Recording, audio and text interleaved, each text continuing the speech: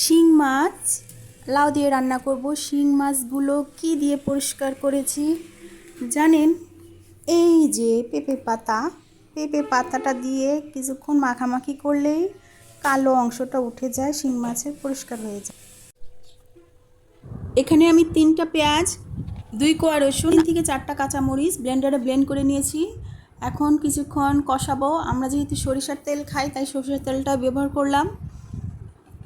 হলুদ দিলাম, আর মরিচটা একটু বুঝে দিব যেহেতু আমি কাঁচামরিচ আগে ব্যবহার করেছি। আর ধনিয়া। কিছুক্ষণ কষাবো, এরপর মাছগুলো দিয়ে কষাবো।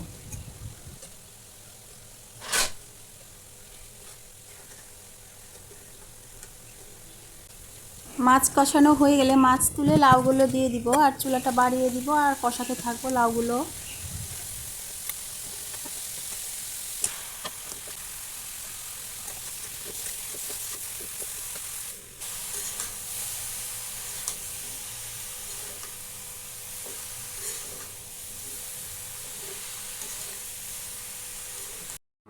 একটু পর পর মশলার সাথে লাউগুলো নিচ থেকে উপর পর্যন্ত নেড়ে দেব যেন নিচে ধরে না যায়।